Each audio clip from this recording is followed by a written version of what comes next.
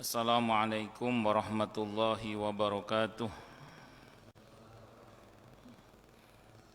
Bismillahirrahmanirrahim. Alhamdulillahi rabbil alamin. Wa bihi nasta'inu ala umurid dunya waddin. Wassalatu wassalamu ala asyrafil anbiya'i wal mursalin. Sayyidina wa habibina wa syafi'ina wa qurrati a'yunina wa maulana Muhammadin wa ala alihi wa ashabihi wa dzurriyyatihi ajma'in, amma ba'd.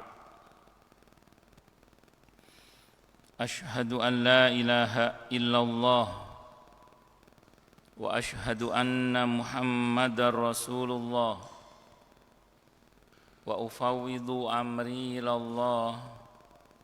Innallaha basirum bil ibad. Hasbiyallahu la ilaha illa huwa alaihi tawakkaltu wa huwa rabbul arsyil azim.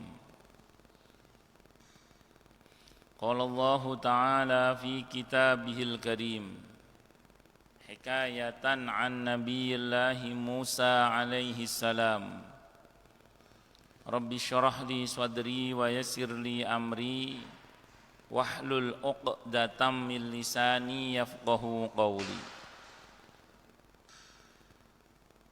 Para alim, para asatid, para asatidah, para bapak dan ibu sekalian, hafizoni wa hafizakumullah, baik yang hadir di masjid maupun yang mengikuti melalui online di TV atau radio Salam Indonesia, betul nggih?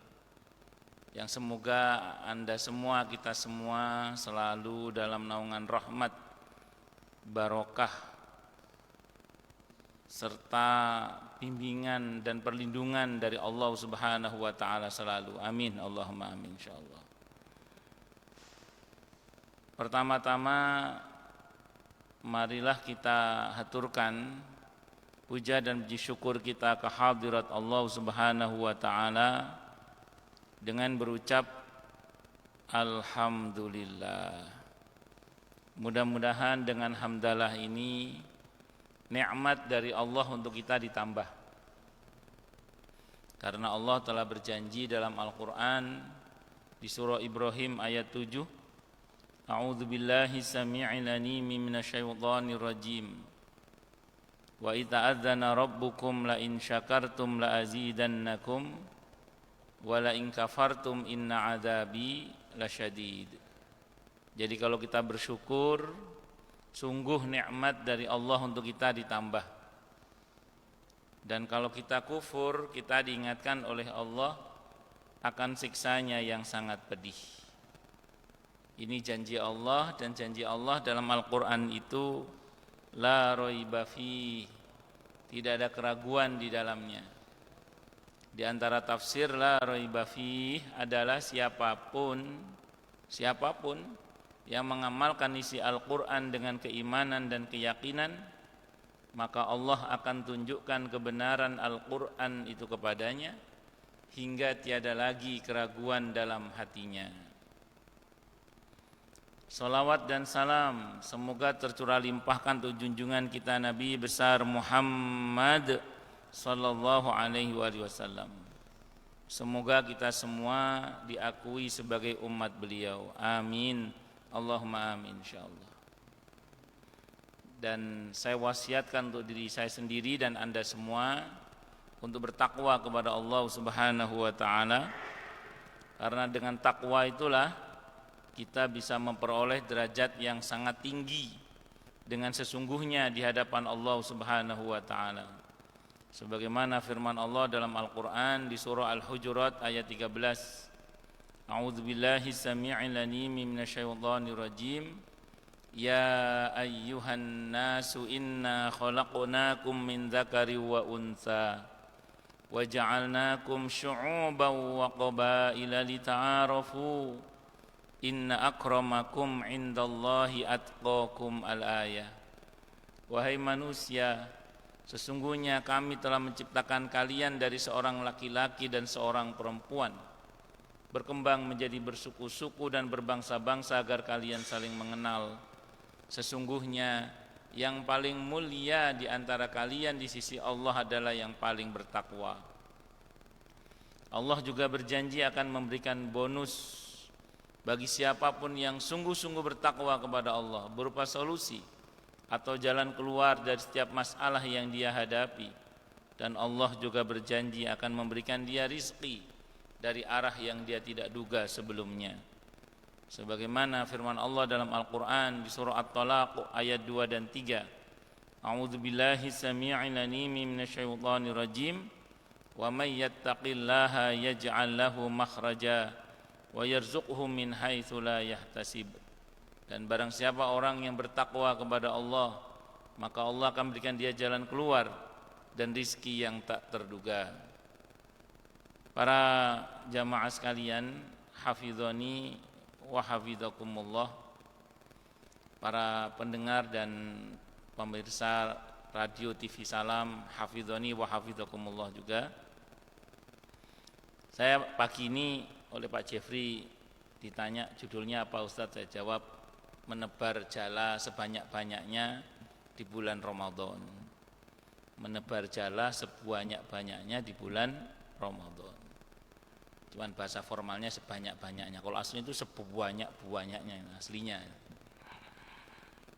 Ini penting bukan apa-apa, karena gini, Ramadan itu kan bulan yang rahmat, barokah, ampunan, pemaafan dari Allah itu diobral enggak biasanya, alias luar biasa. Kelipatan pahala itu enggak seperti biasanya, kelipatan itu luar biasa.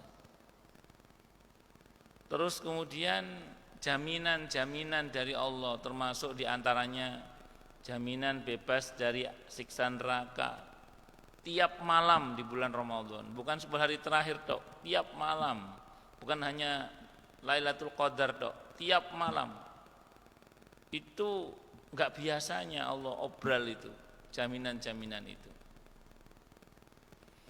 Rahmat diobral, barokah diobral, ampunan pemaafan diobral, jaminan-jaminan diobral enggak biasanya. Kelipatan-kelipatan pahala itu enggak biasanya di bulan Ramadan, pokoknya luar biasa. Kok kemudian kita menjaring rahmat, barokah, ampunan, pemaafan, kemuliaan dari Allah semua itu hanya pakai badan kita yang satu ini? Itu rasanya kok enggak banyak yang bisa kita peroleh. Jadi kalau kita menjaring semua tadi yang melimpah tadi hanya pakai badan kita yang satu ini, rasanya kok enggak banyak yang bisa kita peroleh itu. Karena ibarat misalnya Yayasan Baitul Hakim ini di depan masjid ini bikin kolam yang sangat luas, semi danau lah misalnya gitu. Terus diisi dengan ikan-ikan yang super, ikan emas, ikan patin, ikan bawal, ikan mau macam-macam. Yang super-super, terus stok ikan tuh enggak habis-habis, melimpah. Setelah itu seluruh jamaah silahkan mengambil ikan itu sebanyak-banyaknya, sepuas-puasnya, enggak dibatasi jumlahnya. Cuman waktunya dibatasi hanya sebulan. Cuman kalau jumlahnya ambil sebanyak-banyaknya. Terus kita datang untuk ngambil ikan itu hanya bawa satu jaring atau bawa satu jala. Beda enggak dengan orang yang datang bawa 2 jala atau 3 jala kalau perlu? Pasti beda hasilnya. Maka kalau Ramadan yang melimpah ruah, rahmat, barokah, ampunan, kelipatan pahala, jaminan dari Allah itu kita menjaringnya hanya pakai badan kita saja ini. Kok rasanya itu loh, enggak banyak itu yang bisa kita peroleh rasanya ini. Kenapa? Karena badan ini terbatas. Badan kita ini terbatas, kemampuannya terbatas, waktunya terbatas, kadang ada masalah dengan kesehatan, Tentu semoga kita berdoa semoga Allah anugerah kita semua sehat wal afiat selalu ya. Amin Allahumma amin insyaallah. Terus kemudian kadang ada mual-mualnya, ada muales-mualesnya, ya. Kadang ada capek-capeknya, kadang ada lupa-lupanya, kadang ada alpa-alpanya kita ini. Artinya apa? Kalau kita hanya menggunakan badan kita ini, rasanya itu loh saya ulang, kok enggak banyak yang bisa kita peroleh. Maka supaya kita bisa memperoleh buahnya itu, kita harus menebar jala sebanyak-banyaknya. Caranya bagaimana? Bantu banyak orang untuk beribadah kepada Allah Subhanahu wa taala, terutama pada bulan Ramadan nanti. Sehingga kita berharap kepada Allah dengan ibadah mereka karena bantuan kita, itu kita dapat bagian pahala yang sama dengan mereka. Jadi bantu banyak orang. Jadi kita pakai badan orang itu sebagai jala yang lainnya. Bantu banyak orang untuk beribadah kepada Allah Subhanahu wa taala, sehingga dengan ibadah mereka karena bantuan kita itu, kita akan dapat bagian pahala yang sama dengan mereka. Sebagaimana Allah firmankan dalam Al-Qur'an di surah An-Nisa ayat 85 itu. May yashfa' syafa'atan hasanatan yakul lahu nasibum minha. Siapa yang memberikan pertolongan yang baik, maka dia akan dapat pahala yang sama dengan yang ditolong. Jadi siapa yang memberikan pertolongan yang baik, maka dia akan dapat pahala yang sama dengan yang ditolong. Allahu Akbar. Nah, maka kita harus, saya ulang sekali lagi ya, kalau ingin menebar jala sebanyak-banyaknya supaya kita bisa meraih barokah dan manfaat dari Ramadan semaksimal mungkin, caranya bagaimana tadi? Bantu banyak orang yang mudah-mudahan dengan ibadah mereka karena bantuan kita akan dapat bagian pahala yang sama dengan mereka.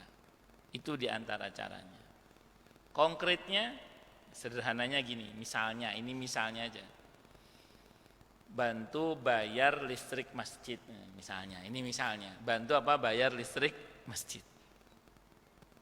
Saya tidak tahu di sini listriknya berapa ini. Pinter Ustaz Imam. 4 jutaan, kecil Pak termasuk 4 juta ini. Karena di Bintara itu ada masjid namanya Subulus Salam, itu 7 atau 6 atau 7 juta. Harapan Indah Asyuhada, istri DKM-nya cerita sama saya 15 juta. Ini kecil alhamdulillah. Di Wisma Asri ada masjid namanya Al-Manar 3 juta. Masuk dalam dikit Wisma Asri ada masjid namanya Al-Jihad 200.000.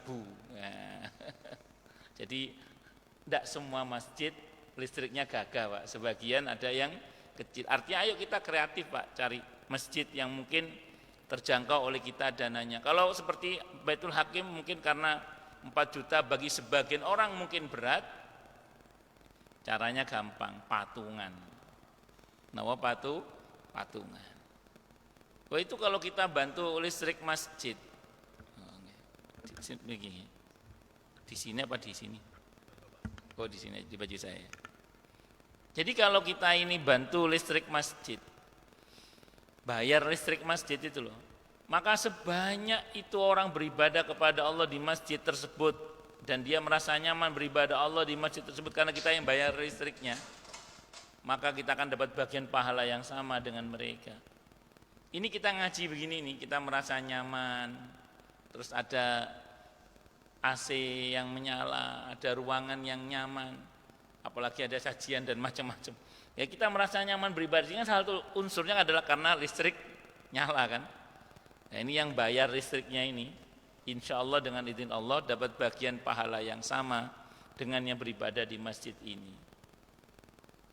Itu seperti itu. Itu namanya mayyashfa' syafa'atan hasanatan yakul lahu nasibum minha. Dan bayangkan kalau itu nanti di bulan Ramadan, tarawehnya, i'tikafnya, kajiannya, tadarus Al-Qur'annya mungkin, walaupun sebagian mungkin secara online misalnya, tapi kegiatan-kegiatan yang sifatnya memakmurkan masjid di malam-malam Ramadan terutama, Paling enggak itu jadi peluang kita untuk meraih secara maksimal keberkahan-keberkahan, kebaikan-kebaikan, rahmat-rahmat di bulan Ramadan itu. Nah, itu namanya menebar jala sebanyak-banyaknya itu. Itu contoh. Contoh yang lain apa misalnya? Ikut andil dalam keterlibatan pengadaan misalnya iftar, buka puasa bersama. Termasuk kalau perlu ya kalau ada sahur bersama ya sahur bersama. Menyediakan buka sahur untuk orang yang berpuasa, insya Allah menjadikan kita dapat bagian pahala yang sama dengan mereka. Kenapa? Karena kita yang telah membantu tenaga mereka untuk taat kepada Allah Subhanahu wa ta'ala. Apalagi contoh yang lainnya, misalnya kalau kita misalnya kan saya mohon maaf ya, banyak orang itu berbagi sembako itu menjelang Idul Fitri. Salah? Enggak salah. Betul, enggak salah.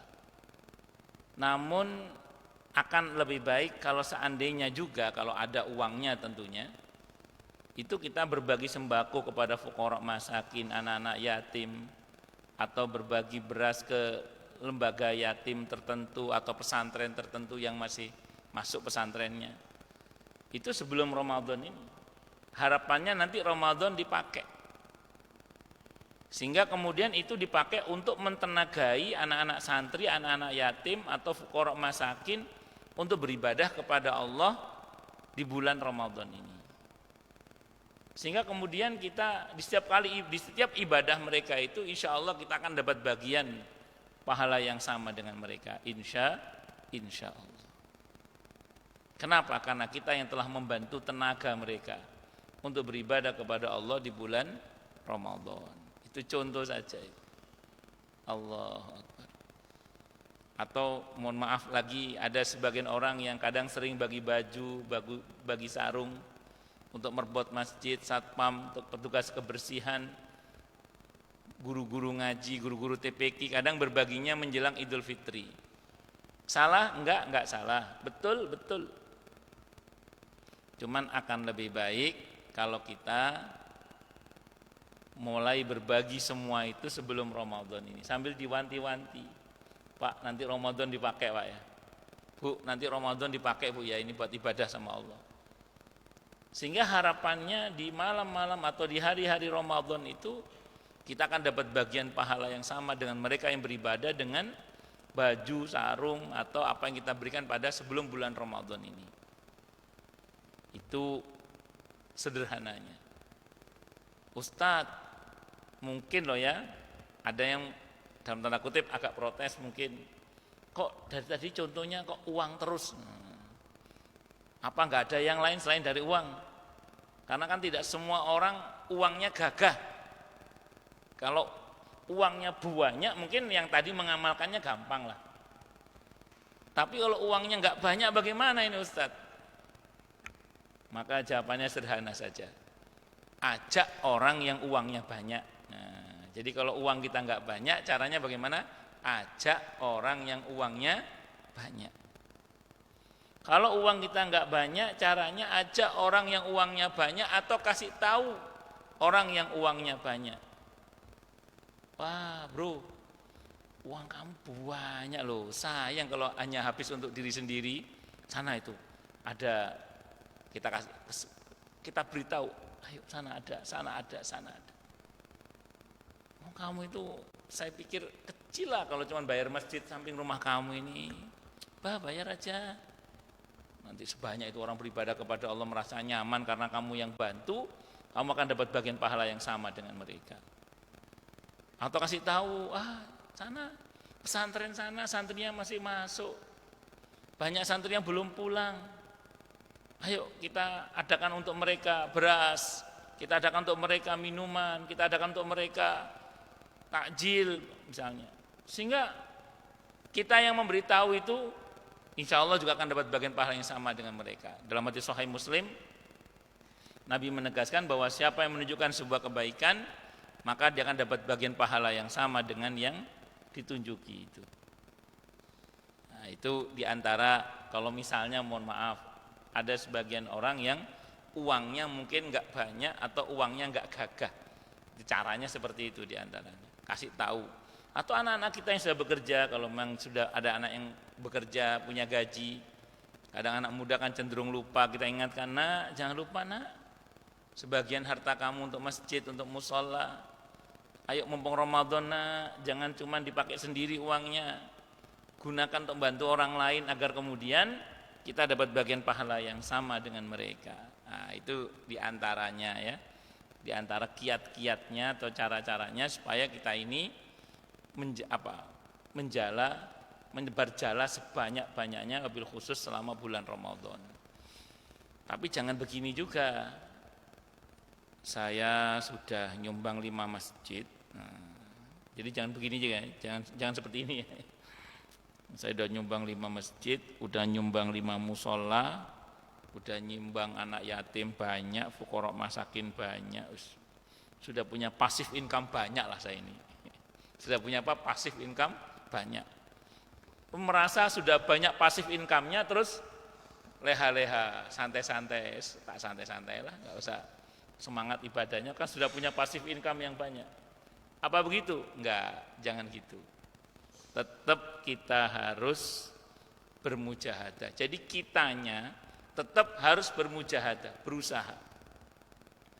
Nah, saya ulang, bahwa kita ini ada kurang-kurangnya. Tadi saya ulang, karena badan kita ini kan terbatas kemampuannya. Ada capek-capeknya tadi, ada mungkin ada sakit-sakitnya. Walaupun kita berdoa kepada Allah, semoga Allah anugerah kita semua siha wal afiyah, panjang umur yang mubarakah, amin, Allahumma amin, insyaallah. Mungkin kita ini ada lelah-lelahnya, kadang ada mual-mualnya, ada mualesnya tadi. Nah, itu kekurangan-kekurangan itu mudah-mudahan tercukupi, tertutupi dengan tadi kita banyak membantu orang lain. Itu yang sering saya sampaikan, menebar jala sebanyak-banyaknya, terutama menjelang bulan Ramadan, supaya nanti pas di bulan Ramadan kebaikan itu sudah berjalan untuk bisa kita raih semuanya.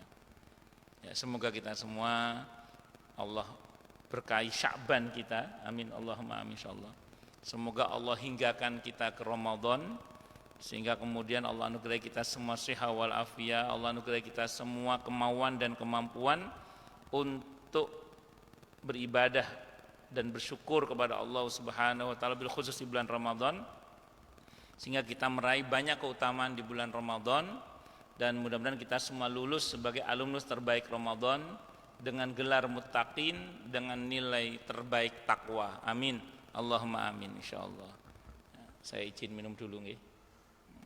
Bismillah.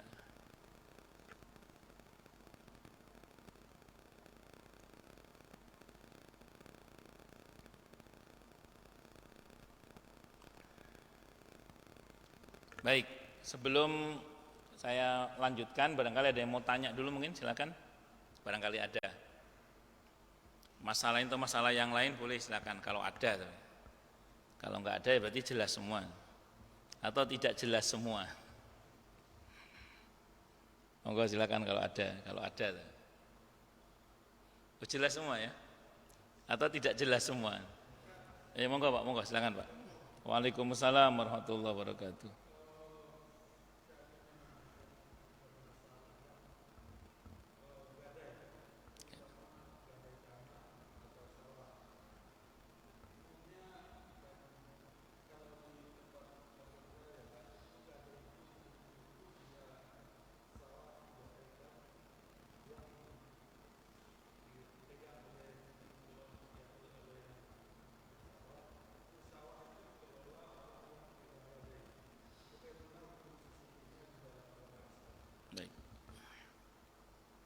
Bismillahirrahmanirrahim. Rohan atau gadai itu kalau dalam Islam aslinya berhubungan dengan akad hutang piutang yang kita tidak percaya, karenanya kita minta jaminan. Jadi kan kalau idealnya kan di 282 Al-Baqarah itu hutang piutang itu ada saksi, ada hitam di atas putih. Itu idealnya. Tapi ketika hitam di atas putih dan saksi dirasa tidak cukup karena memang tidak percaya, dan asas muamalah kita memang tidak percaya, bukan suudzon, nggak percaya. Karena nggak percaya makanya harus ada hitam di atas putih dan ada saksi. Kalau dirasa tidak cukup maka 283 Al-Baqarah itu kita berhak menuntut adanya jaminan. Itu namanya gadai. Nah, jaminan itu kalau dalam Islam aslinya gini. Saya jaminkan misalnya tanah saya tadi, dicontohkan tanah tadi. Tanah saya nanti saya akan bayar utang dalam waktu 1 tahun misalnya. Kok dalam 1 tahun tidak bisa dibayar? Maka si orang yang menghutangi itu datang kepada orang yang dihutangi dengan mengatakan, Bapak udah janji setahun, ini udah setahun belum dibayar, bagaimana baiknya ini? Apakah kita jual tanah ini atau bagaimana? Jadi jaminan itu fungsinya untuk itu.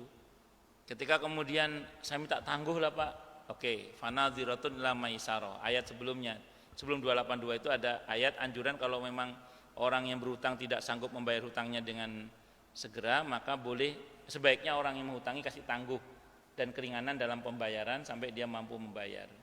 Nah, adapun kemudian misalnya yang bersangkutan, aduh saya lagi butuh duit juga ini Pak, saya nggak bisa, terpaksa sawah kita jual ya, ya udah dijual dengan kesepakatan karena itu jaminan. Begitu dijual laku, sebesar hutang yang dimaksud diambil oleh orang yang menghutangi, sisanya dikembalikan kepada orang yang dihutangi. Dan selama sebagai jaminan, sawah itu tidak boleh digarap oleh yang menghutangi, karena itu termasuk mengambil manfaat dalam hutang dan itu termasuk riba. Sependek yang saya tahu begitu. Makanya praktek di masyarakat selama ini sependek yang saya pahami, mohon maaf Pak, keliru. Ketika kemudian sawah itu digarap oleh orang yang menghutangi. Saya kalau mau gadai itu daerah Cabang Bungin sana saya sering dapat tawaran untuk gadai sawah itu.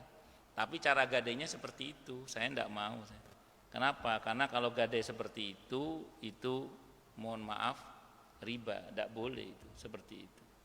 Ya saya kira itu Pak, harusnya karena gini, kan kasihan dia udah punya utang, terus dia tidak bisa nggarap sawahnya, udah gitu kemudian otomatis dia gimana cara bayar utangnya? Ya kayak misalnya Anda punya motor atau punya mobil digadai ke orang, mobilnya dipakai oleh orang yang menghutangi itu. Akhirnya kan kita nggak bisa, orang itu kan nggak bisa usaha, terus bayar utangnya pakai apa terus? Bisa dimengerti ya? Itulah kenapa dalam Islam dilarang. Itu seperti itu. Kalau saya itu sering bilang gini, kalau saya pribadi ya, sering bilang itu aja lah. Kalau mau ini solusi muamalah ya. Ada akad namanya musyarakah mutanaqishah. Jadi musyarakah mutanaqishah. Memiliki saham secara bersama-sama, tapi pelan-pelan saling memeringankan beban masing-masing. Sambil contoh gini, pernah ada jamaah, ini kasus nyata ya, jamaah di daerah Lampiri, itu ada orang ceritanya butuh duit, dia mau gadekan motornya itu, Nah 6 juta, harga motornya saat itu 12 juta. Otomatis kan kalau kebiasaan masyarakat motor itu ditahan oleh orang yang minjami kan, karena itu gadai, biasanya gitu. Nah terus kemudian orang ini nanya ke saya, kalau gitu gimana Ustaz? Saya bilang nggak boleh. Kalau saya cuma minjemin uang tanpa jaminan, saya juga nggak berani Ustaz, karena uang saya kan 6 juta itu kan gede juga. Terus kemudian saya juga butuh uang itu 6 juta itu. Jadi dia pengen nolong temennya, tapi kalau 6 juta dilepas gitu aja tanpa jaminan dia takut juga karena dia butuh uang itu juga. Nah sementara kalau pakai jaminan gadai dan uang motornya dipakai itu juga takutnya riba gitu. Sementara dia pengen punya untung, lanjutannya itu dia pengen punya untung juga gitu. Karena itu uang untuk usaha juga 6 juta itu. Maka saya jawab kalau mau untung gini aja, akad musyarakah mutanaqishah saya bilang. Caranya bagaimana? Gini. Motor itu berapa harganya? 12 juta. Nah, Anda beli sebagian motor itu. Berarti berapa? 6 juta kan? Nah, jadi akhirnya motor itu milik berapa? Milik siapa? Milik berdua. Jadi ini motor kamu berapa? 12 juta kan? Sudah. Ini motor milik kita berdua, saya beli sebagian motor kamu ini. Jadi sebagian dari motor ini saya beli.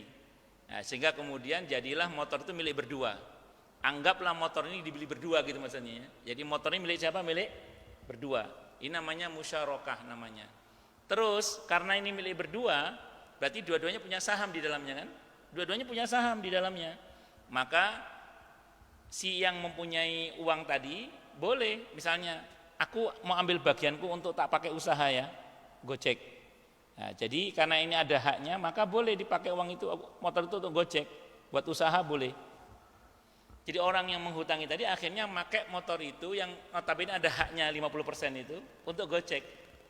Untuk Gojek. Nah, jadi dia dapat gaji, dia dapat untung dari Gojek itu, sementara asetnya masih utuh di dalam motor itu. Nah, karena ini milik berdua dan dia Gojek, pembagian hasilnya bagaimana? Musyawarah aja. Apakah setiap kali saya Gojek nanti ya 70-30 atau 80-20 terserah, gimana enaknya. Atau gantian saja, hari ini saya yang Gojek, besok kamu yang Gojek, terserah, karena milik berdua motor itu. Nah, sampai akhirnya orang ini punya uang, karena kan motor kan dipakai berdua kan, ya. Orang ini punya uang akhirnya, karena dia punya uang, maka kemudian, aku udah punya uang 6 juta, saham kamu di motor ini tak beli. Jadi bagian kamu di motor saya beli. Akhirnya motor itu 100% milik orang itu lagi. Itu caranya. Sawah juga gitu kalau mau. Jadi sawah itu misalnya harganya 100 juta. Dia butuh misalnya Pak ya, dia butuh 50 juta. Ya udah gini aja, sebagian dari sawah ini saya beli. Jadi sawah ini milik kita berdua. Kalau mau begitu Pak. Jadi sawah ini milik kita berdua. Nah, sehingga kemudian siapa yang garap nanti hasilnya dibagi dua sesuai dengan kesepakatan aja. Kan ada musako, ada mukhabarah, ada muzaroah, akad-akad terkait dengan persawahan itu. Itu solusinya sebenarnya. Solusinya begitu. Caranya begitu. Jadi Anda membeli bagian dari mobil, motor atau sawah itu, terus dipekerjakan secara bersama-sama. Nanti adapun dari pihak sana sudah punya uang, karena kan dibuat usaha bersama kan, otomatis bagi hasil sama-sama menghasilkan. Begitu dia sudah punya uang, ditutup saham bagian kita, dibeli oleh dia, sudah selesai, 100% milik dia lagi. Motor kan lama-lama turun harganya, ada konsekuensi kan, sudah ada hasil dari Gojek itu seperti itu. Misalnya turun, kalau tanah kan tambah naik. Kalau naik ya sudah naik juga harganya kalau sesuai, kalau memang menuntut untuk dinaikkan. Tapi kalau dia rela dengan harga yang semula ya tidak ada masalah. Saya kira itu Pak. Wallahu a'lam bishawab. Iya. Nggih.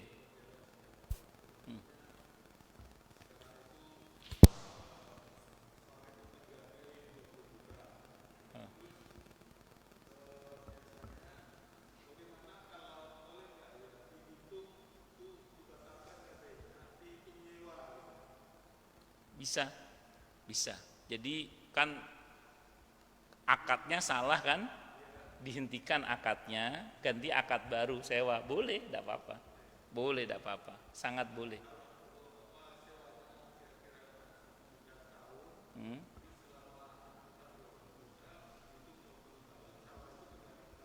Iya, boleh, tidak ada masalah, boleh.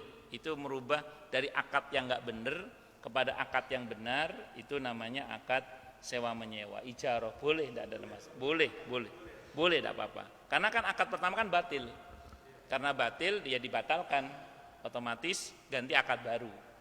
Akad barunya sewa menyewa, boleh, tidak apa-apa, silahkan. Wallahu a'lam bishawab. Ya. Ada lagi yang lain mungkin silakan kalau ada. Enggak Pak, enggak Ustaz.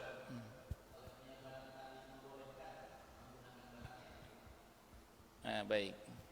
Ikhlaskan. Oke, baik. Pada prinsipnya justru kalau dijanjikan oleh pihak yang dihutangi itu disebut riba Ustaz. Kalau dijanjikan di awal. Jadi misalnya gini Ustaz. Jadi misalnya saya pinjam uangnya sama kamu, nanti pakai deh itu motor saya, pakai ya. Nah, kalau itu dijanjikan dari awal justru tidak boleh. Tidak boleh. Bahkan Ustaz.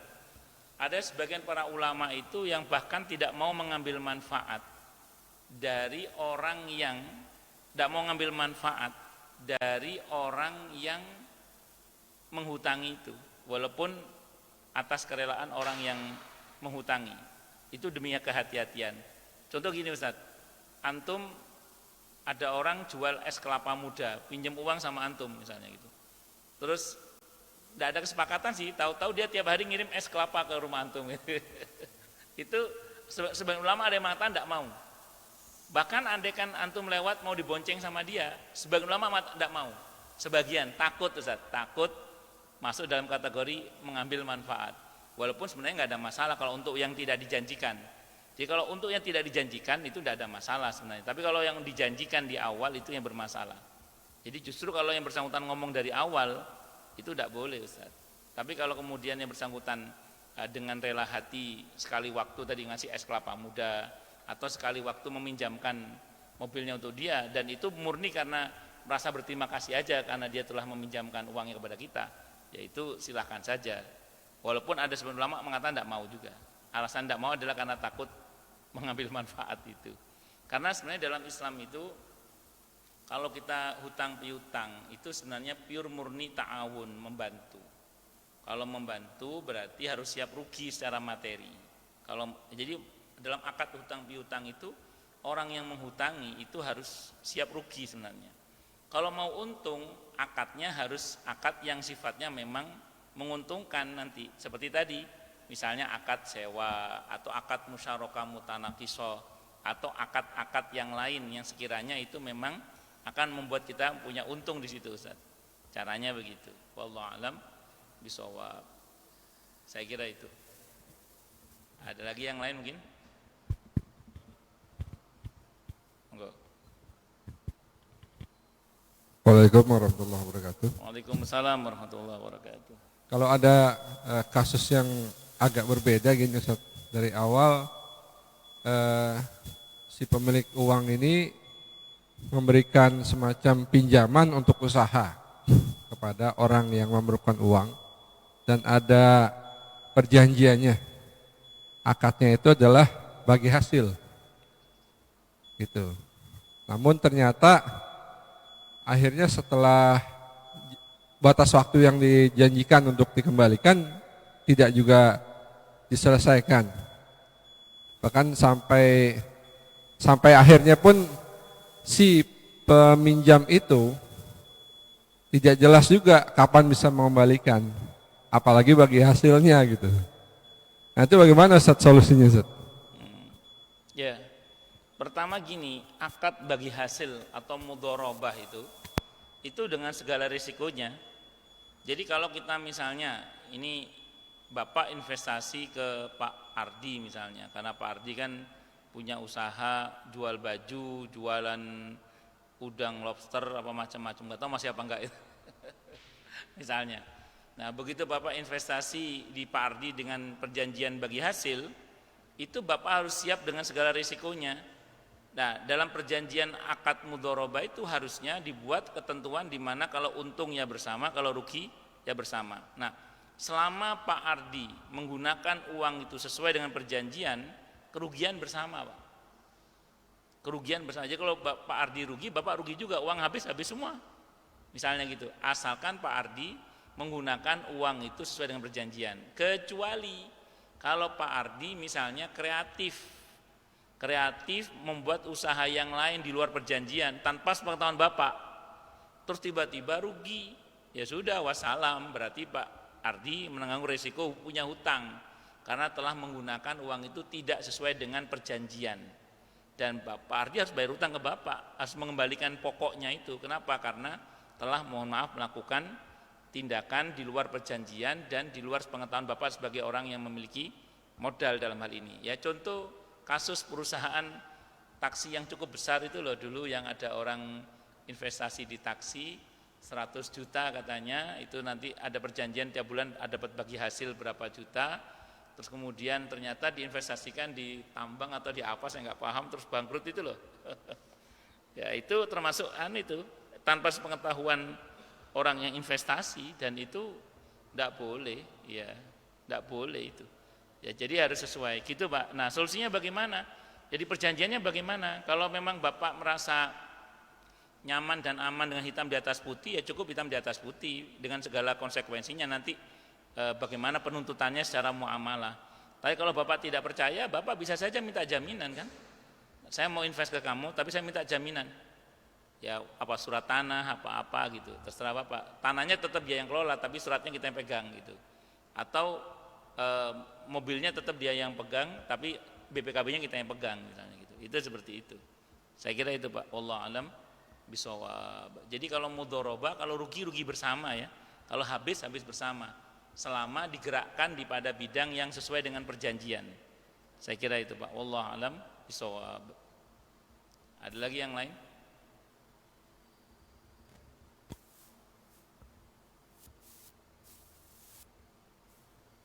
Monggo Pak. Langsung aja Ustaz. Saya mau nanya, tadi kan Ustaz bilang menebar jala di bulan Ramadan. Ya. Nah, karena bulan Ramadan, kita kan misalnya aja, misal ini kan, saya punya modal 5 juta deh, saya sebar aja di bulan Ramadan, jalanya kan. Anak yatim, yang dua apa, perlu apa? Oh saya perlu SPP misalnya kan, bayar. Perlu apa lagi, tanya lagi kan, habis 5 juta kita sebar. Tapi di bulan Ramadan, di luar bulan Ramadan, ya kalau di bulan Masehinya lah misalnya bulan Juni, Juli dan seterusnya ya kan. Dia harus bayar SPP, uang kita udah habis. Pak, saya perlu bayar SPP. Wah, uang saya udah habis. Ya kan? Uang SPP tahulah sampai 800 sampai 1 jutaan ya kan. Nah, dia dalam 1 tahun itu memerlukan sekian juta itu, seandainya uang ini kita putar kan bisa untuk membantu dia setiap bulan, 1 tahun itu full terpenuhi apa dia. Tapi dengan tadi harus kita sebar di bulan jala di bulan Ramadan, uangnya habis. Ya perlu apa lagi kita tanya dia kan? Perlu baju, kasih aja. Oh saya ini keluarga saya ini perlu beras, kasih. Akhirnya habis. Di luar Ramadan malah justru pengeluaran rutin tetap jalan. Nah bagaimana solusinya Pak? Terima kasih. Bismillahirrahmanirrahim. Itulah kenapa dulu di negara Islam itu ada namanya Baitul Mal. Baitul Mal itu rumah harta. Menunjukkan bahwa dana yang terkumpul di Baitul Mal itu tidak dibagi habis. Pertama sesuai dengan kebutuhan, yang kedua pada sebagiannya itu didistribusikan secara solutif dan atau produktif. Nah, jadi memang idealnya kalau Bapak tadi sebut angka 25 juta misalnya, kalau memang sekiranya harta itu bisa diputar lebih baik untuk kemudian supaya bisa berkelanjutan menolong sesamanya tidak hanya di dalam bulan Ramadan tapi juga di luar bulan Ramadan, itu lebih baik sebenarnya. Itu lebih baik sebenarnya. Sambil contoh gini misalnya, saya mohon maaf nih. Di antara kita kan ada misalnya yang menjadi pengelolaan amil zakat atau pengelola zakat misalnya. Atau uang pribadi lah, uang pribadi misalnya gitu. Anggaplah ini uang zakat kita ini, kita keluarkan 25 juta tadi misalnya. Ini kalau kita sebar langsung sekarang, habis selesai udah. Itu namanya BLT, bantuan langsung telas. Ya. Ya, tadi kalau untuk ngejar target Ramadan terkait dengan pemberdayaan di dalam bulan Ramadan, tidak ada masalah karena memang target kita menjala sebanyak-banyaknya di bulan Ramadan. Walaupun lepas Ramadan habis misalnya. Tapi kalau Bapak dan kita semua sebagian kita memang punya ide yang kreatif untuk supaya tetap bisa berbuat baik di bulan Ramadan tapi uang itu juga masih tetap ada nanti selepas bulan Ramadan dengan cara diputar uang itu, silahkan kalau memang mampu supaya lebih produktif, supaya nanti tadi saya ulang tidak hanya bermanfaat di dalam bulan Ramadan tapi juga di luar bulan Ramadan. Itu seperti itu. Makanya kalau mampu tapi ya, infak atau pemberdayaan terutama untuk fuqara masakin yang sifatnya produktif dan atau solutif itu menyempurnakan iman dalam hadis Bukhari. Salasun man jama'ahunna faqad jama'al iman. Ada 3 hal yang apabila ketiganya berhasil kita himpun maka sempurnalah iman kita. Yang pertama adalah al-insafu min nafsi. Sanggup berlaku jujur pada diri sendiri, itu yang pertama. Jadi yang kalau kita ingin sempurna iman kita, pertama kita mesti jujur pada diri sendiri. Yang kedua, wabadul salam lil alam, menebar salam ke seluruh alam. Seorang muslim itu idealnya dimanapun dia berada, dia bermanfaat untuk dirinya dan orang lain.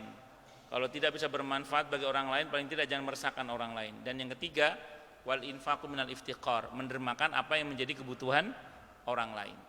Jadi kalau sekiranya memang kita bisa membantu fuqara masakin itu secara produktif, misalnya Pak, mohon maaf, supaya dia nggak datang ke kita melulu, kita lihat oh ini orang, maaf, langsung saya ambil contoh tadi anak yatim Pak ya. Ini anak yatim kita panggil, nak sini nak. Ibu kamu masih muda atau sudah tua? Tanya gitu Pak. Ibu kamu masih muda atau sudah tua? Maksudnya apa? Kalau masih muda tak kasih modal usaha. Harapannya agar si ibu ini bisa produktif Pak. Tak kasih modal usaha. 25 juta tadi untuk kasih modal usaha orang tua anak yatim itu bisa lah. Nah, jadi kita kasih dia modal usaha, harapannya dia nggak minta kita terus Pak. Dan harapannya ibunya itu udah bisa muter uang itu harapannya. Itu seperti itu. Kalau gagal gimana Ustadz? Kalau mau kasih lagi modal. Dalam fikih gitu. 2 kali kasih modal gagal lagi Ustadz, gimana? Kalau mau kasih lagi 3 kali jatahnya. Kalau 3 kali masih gagal, itu kalau di fikih namanya muflis, orang yang bangkrut. Kalau bahasa Jawanya gak potongan soge Pak. Jadi orang itu gak modelnya orang kaya, gak bisa kaya orang ini memang. Ya sudah yang begitu udah santuni aja. Jadi sama dengan kalau dia ibu saya udah tua, udah bisa usaha, ya udah kita santuni aja kalau gitu. Berarti kita yang mesti muter uang itu Pak. Supaya nanti orang itu masih terus bisa kita bantu sampai kalau perlu sarjana, sampai kerja kalau perlu misalnya gitu Pak. Nah, jadi seperti itu. Jadi kalau bisa mendistribusiannya itu ya produktif dan atau solutif. Syukur-syukur menjelang Ramadan ini kita cari aja di tetangga kita. Kalau uang kita betul 25 juta tadi ya misalnya. Siapa ya? Oh ini ada tetangga jual gorengan. Nah, kita suplai modal. Nih Bu, nanti bulan Ramadan buat jualan. Harapannya berlanjut pasca Ramadan terus. Saya itu pernah ketemu seseorang.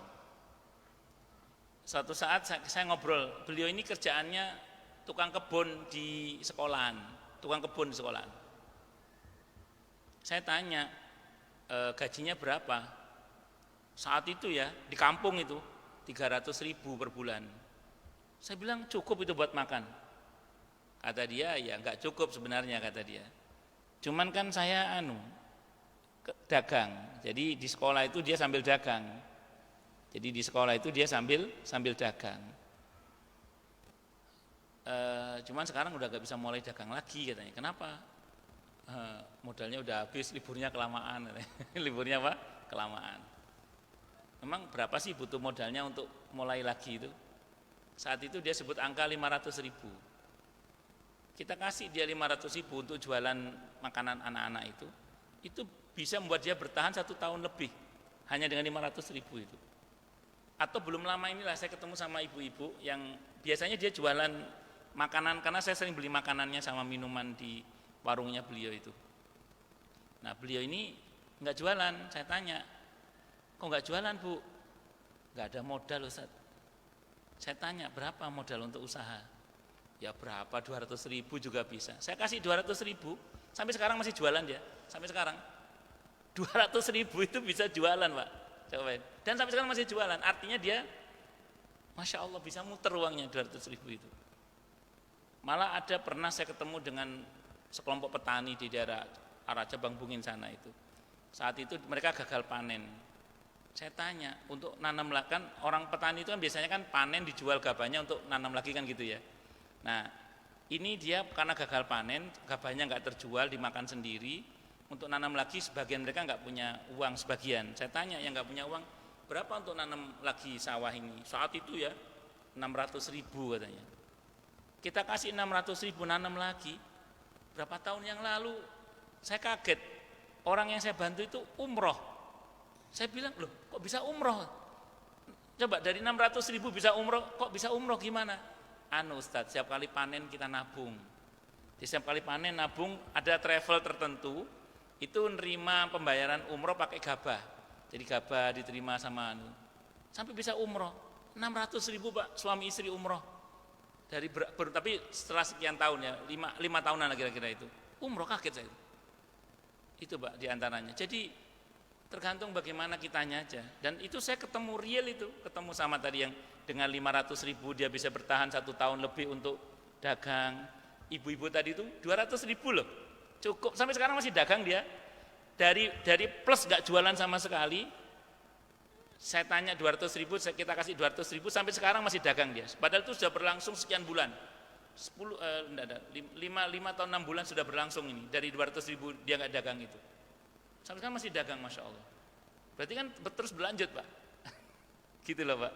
Jadi nggak harus besar dan tidak harus kita yang muter.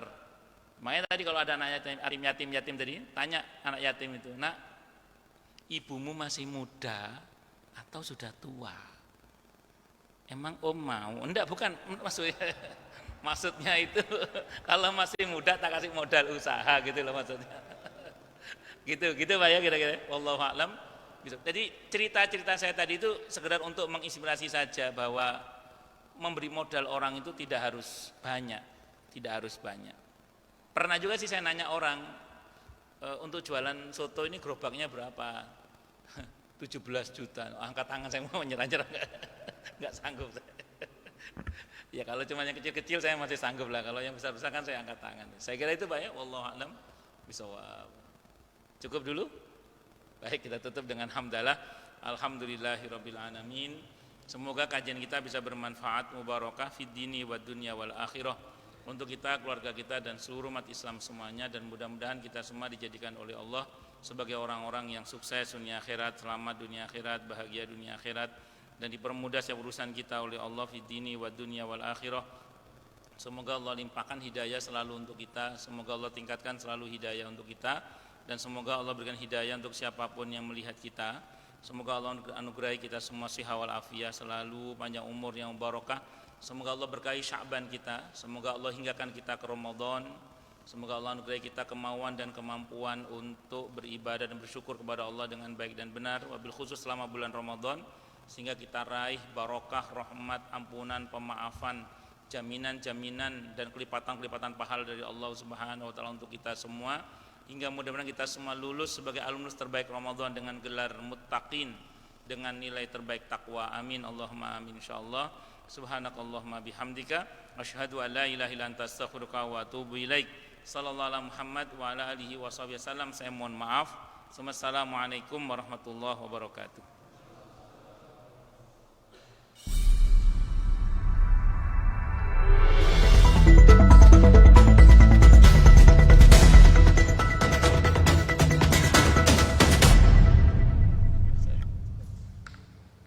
Jatuh.